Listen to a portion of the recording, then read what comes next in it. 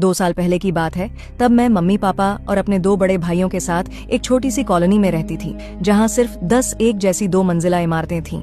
हम नीचे वाले हिस्से में सोते थे और दोनों भैया ऊपर। जिंदगी बिल्कुल सामान्य चल रही थी जब तक वो अजीब सुबह नहीं आई।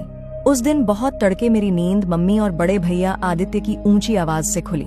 मैं उनींदी से उठकर तैयार होने लगी ही थी कि भैया अचानक मेरे कमरे में आए और मुस्कुराते हुए बोले, चल तुझे कुछ अजीब दिखाता हूँ।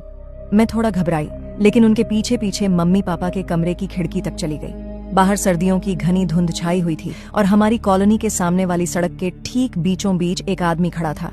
उसने सफेद कपड़े पहने थे, ऊपर हल्का भूरा कुर्ता और कंधों पर क्रीम रंग की शॉल लिपटी थी। उसका चेहरा ढका हुआ था, बस आंखें दिख रही थीं और वो सड़क किनारे घनी झाड़ियों को एकटक घूर रहा था। हम लगभग 10 मिनट तक उसे देखते रहे, लेकिन वो जरा भी नहीं हिला, जैसे पत्थर की मूर्ति हो। मुझे उतना डर नहीं लगा शायद किसी का इंतजार कर रहा होगा। लेकिन जब मैं स्कूल जाने के लिए भाई के साथ स्कूटी पर निकली और उसके पास से गुजरी, तभी उसकी आंखें अचानक मेरी तरफ घूमी। सिर्फ उसकी आंखें दिख रही थीं, फिर भी मुझे साफ महसूस हुआ कि वो मुस्कुरा रहा है। मेरे रोंगटे खड़े हो गए।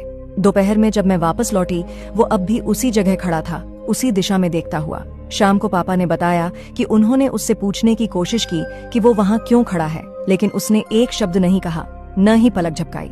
उस रात पापा ने पहली बार घर के सारे दरवाजे और खिड़कियां अच्छे से बंद करने को कहा। मुझे पूरी रात ऐसा लगा जैसे कोई बाहर से हमें देख रहा हो। अगली सुबह जब मैं भागकर खिड़की तक गई, सड़क खाली थी। वो आदमी गायब था, जैसे कभी था ही नहीं। लेकिन आज भी सोचती हूँ, वो झाड़ियों में आखिर देख क्या रहा था और क्या वो सच में मुस्कुरा रहा था।